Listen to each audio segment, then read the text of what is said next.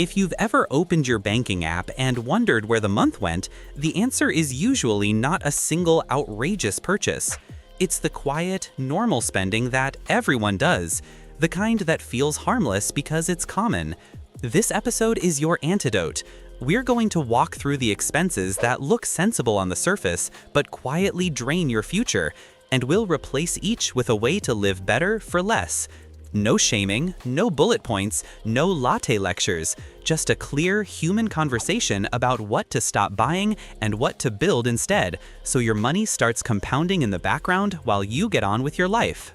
Start with the most invisible waste of all, paying the urgency tax. The urgency tax is the premium you pay when you're tired, hungry, late, or disorganized. It arrives as delivery fees at midnight, surge pricing on ride shares, rush shipping for something you could have ordered earlier, and penalties for bills you meant to pay. None of those look scandalous in isolation. Together, they form a second rent. The fix has nothing to do with willpower. You build rails that move money and chores before your mood wakes up. Your pay hits a staging account with no card attached. In week 1, a bills-only account drafts housing, utilities, essential insurance, transport, and minimum payments. The day after payday, small drips refill pockets for the predictable surprises: tires and service, co-pays and meds, gifts, school or kid activities, pet care, travel, and winter energy. Every Friday, a weekly card refills with a safe number that carries groceries and ordinary life for 7 days. That tiny architecture deletes most urgency purchases because the things that used to ambush you are quietly funded. Urgency becomes rare, fees become fossils. What looked like a lifestyle problem was a calendar problem all along. The second waste is distance disguised as a deal. A cheap home or school district far from everything you do can look like financial prudence until you add the invisible rent: fuel, tires, tolls, parking, second car financing, childcare choreography you wouldn't need if you lived closer, and the delivery habit that grows from exhaustion. The interest rate most people forget is the one your calendar charges. If moving closer to work, groceries, school, and friends is on the table, run the math with everything included and notice how much your life gets cheaper and calmer when your address stops billing you. If moving isn't possible this year, buy proximity in hours. Batch errands into one lap on Saturday instead of death by 1,000 short trips.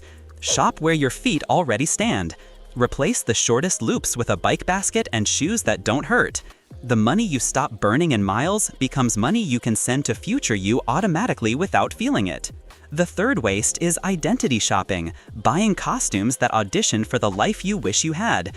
Expensive athleisure that doesn't get sweaty, gadgets that promise productivity you never set up, a second car that exists mainly for your reflection in a window, subscriptions that whisper someday. The test that saves fortunes is brutally kind. Would you buy this again today at this price if no one ever saw you use it? If the answer is yes, you probably found a tool. If not, you found a costume. Tools make next month cheaper or calmer. Costumes bill you with storage, maintenance, and quiet shame. Swap costume money for ROI upgrades. A hand grinder and beans you love that replace 5 cafe trips a week. A chef's knife and sheet pans that turn tired into dinner instead of delivery. A rain jacket that laughs at weather so walking becomes your default. A tool earns rent by paying you back in routines you'll actually repeat. The fourth waste hides in subscriptions and microcharges that never ask your permission twice. It's not the one service you love, it's the 6 you forgot.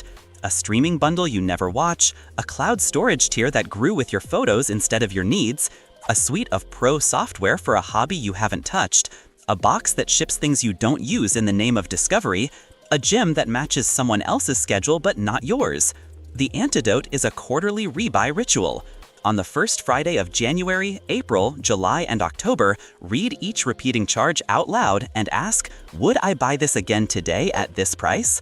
Clean yeses stay. Maybes die. Indecisions pause for a season, and the savings route to your sleep fund. Annual billing becomes a reward for tools you would happily buy 12 times, not a trick that locks you into services that no longer serve you. Quietly, a few hundred a month returns to your side without feeling like deprivation. The fifth waste is complicated financial products that exist primarily to charge you for complexity. Load funds that siphon a cut on the way in, funds of funds that replicate cheap indexes behind expensive wrappers, trendy strategies with glossy brochures and hidden trading costs, credit builder loans that charge you to borrow your own money, overdraft protection that is mainly a fee engine, high-fee private banking that delivers a toaster, and underwhelming returns. The rule that protects civilians is to prefer simple, low-cost, broad funds inside accounts with tax advantages you understand, and to avoid paying for a story you don't need. You don't have to beat markets to become wealthy. You have to own the market cheaply for long enough while avoiding termites, fees, penalties, and churn. The difference between a total expense ratio of 0.1% and 1.5% is not an opinion, it is years of your future. The sixth waste is the brand new car payment cycle when your life doesn't require it. New cars smell like confidence and drive like butter. They also plummet in value the moment you leave the lot, and every 3-year upgrade restarts the depreciation clock. If your job or safety truly demands a newer vehicle, buy used at the point where the price curve and the reliability curve cross, with a maintenance schedule you actually follow. If you already own more metal than you need, run a 45-day experiment where the prestige car stays parked. Track the inconvenience honestly. If it's smaller than the monthly bill, sell the costume and keep the quiet. The cheapest car is the one you maintain. The most expensive is the one you trade because you were bored. The seventh waste is paying for speed with your future. Rush shipping you didn't need, express checkout that turns thinking into paying, buy now pay later offers that tax your next month's piece, food delivery that replaces a 5-minute walk, upgrade cycles that chase imagined efficiency. Slowness is a financial superpower because it invites intention. Move your phone charger out of the bedroom so morning starts with water and light instead of a dopamine feed that opens your shopping apps. Remove saved cards from temptation sites so buying requires you to get up and fetch your wallet. Uninstall apps that turn boredom into bills. Set up a 24-hour pause note. If something still matters tomorrow and you can pay in cash without stealing from your plan, consider it. Velocity is expensive, friction is free. The eighth waste is extended warranties and microinsurance sold to protect inexpensive items you could afford to replace. The math behind most of these offerings is not a secret. They are designed to profit from your fear. You don't need a policy for a toaster. You need a sleep fund that matches your deductibles and a habit of buying reliable tools you maintain. Conversely, the few insurances that prevent catastrophe are worth every quiet premium. Health coverage that fits your system, disability income protection while you're earning, adequate liability, and term life if someone depends on your paycheck. If anxiety pushes you toward warranties, translate the impulse into maintenance and a small monthly drip to a repairs and replacements pocket. That pocket pays out when the kettle dies. The insurance company never gets invited. The ninth waste is the late fee, which is really a tax on undesigned weeks. People tell themselves stories about discipline and character while ignoring the engineering failure. Your bills don't draft, your reminders don't exist, your accounts aren't named for their jobs. Rename 2 accounts in your banking app so tired you can't forget what they do: staging, rails, and bills only. On payday, money lands in staging. Week 1, bills only drafts the non-negotiables. Day after payday, pockets refill. Friday, the weekly card refills. Payday, the savings transfer lands before feelings get a vote. With this choreography, late fees vanish because nothing relies on memory. You didn't become a better person. You became a person with a plan that works on Tuesday. The 10th waste is status entertainment, weekends that audition for someone else's approval. Restaurants you don't enjoy but feel obligated to attend, vacations purchased for photographs instead of rest, clubs that invoice your future for the privilege of being seen, experiences that are really transactions dressed as identity. The cure is not monastic isolation. It's designing hangs that produce joy without invoices you regret. Host a board game potluck and make the ticket a dish. Start a library flex where you read for an hour and talk for 30. Invite friends on a sunrise walk and budget the coffee you actually love. Declare a split menu ritual, appetizers and dessert out, mains at home.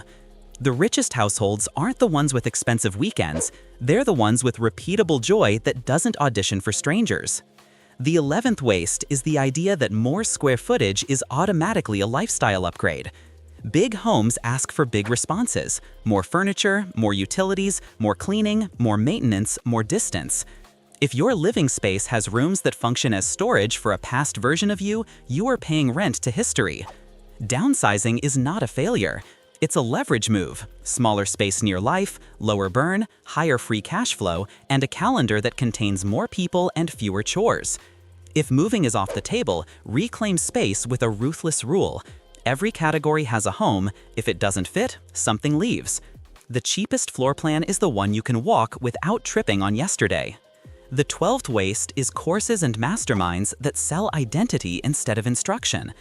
Education that teaches you a marketable skill paired with practice and feedback can change your slope. But a surprising number of pricey programs are motivational theater with a checkout button. Before you buy, ask 3 questions. What single product or outcome will I ship after this and by what date? Whose results can I verify without cherry-picked testimonials? And what's my budget for learning this quarter regardless of hype? If you can't answer those calmly, spend the next 30 days executing one tiny public project for free. Shipping beats shopping for motivation every time. The 13th waste is paying banks for the privilege of inattention. Account fees that you could avoid by meeting a balance requirement, not using free ATMs, bouncing small transactions because you refuse to build a sleep fund, and letting savings rot in a zero-interest corner while you argue online about stocks. Choose institutions that treat you like a grown-up. Use the fee-free options they already offer. Automate your minimums. Keep your buffer in a high-yield account where interest quietly repairs mistakes you no longer make. The cheapest money you'll ever earn is the interest and fees you didn't pay because you built Rails and respected reminders. The 14th waste is confusing dividends for free money and chasing high yields that are really return of capital in disguise. A dividend is just one way to get cash. It is not a safety feature. When a stock pays out, its price adjusts by roughly the same amount. You did not create wealth. You moved it from one pocket to another. If you love dividends for temperament reasons, fine. But twisting your entire portfolio to chase them often increases taxes, fees, and concentration risk without improving your odds of sleeping. A total return approach, owning the broad market cheaply, letting it grow, and withdrawing what you need with a plan, is usually the cheapest path to peace. The 15th waste is neglecting health under the illusion that it saves money. Sleep deprivation, processed convenience, and skipped checkups don't decrease your spending. They shift it into the future with interest. A tired brain buys relief. A strong routine deletes deliveries. Moving your body, drinking water, and seeing the dentist feel like soft choices. They are hard finance. Place a glass by your phone at night so mornings begin with water instead of scrolling. Keep a short list of tired dinners on a freezer whiteboard so food becomes a solved problem. Book annual appointments as if they are meetings with your future self. The cheapest bill is the one you never create. The 16th waste is outsourced attention. Push notifications are invitations to spend. Shopping apps turn boredom into bills. Trading apps turn curiosity into churn. Move them off your home screen. Turn off alerts that aren't humans. Remove saved cards from temptation sites. Keep a want list in a notes app and let it marinate for 1 month. When you finally buy something from that list, you'll feel relief instead of shame. That feeling is what disciplined spending actually feels like, not tightening, but alignment. The 17th waste is treating raises and windfalls like parties instead of systems. Money you don't choreograph disappears into lifestyle without leaving any compounding behind. When a raise arrives, you keep half for life today and send half to future you by auto-increasing your savings and investing drips. When a windfall lands, peel off a planned celebration and send the bulk through the same pipeline. Sleep fund target, high-interest debt slain if relevant, match money collected, tax-advantaged contributions filled, then taxable brokerage. The grown-up flex is not what you bought, it's what you kept. The 18th waste is using debt for consumption and calling it managing cash flow. Credit is a tool for timing, not for buying more than you can afford. If balances are barking, set fixed over minimum auto pays that leave on payday and roll forward unchanged as each dies. If a 0% transfer with a fair fee lets you finish inside the promo window, schedule the exact payment the day you open the account and freezer lock the card. Don't optimize points during chaos, optimize for quiet. Quiet is what turns your leftover money into investments that future you can actually use. The 19th waste is the late adoption tax, buying into trends because you're tired of feeling left out. This shows up as crypto tokens you don't understand because a friend bragged, specialty diets that turn into expensive groceries you toss, gear you buy because you saw it in a reel.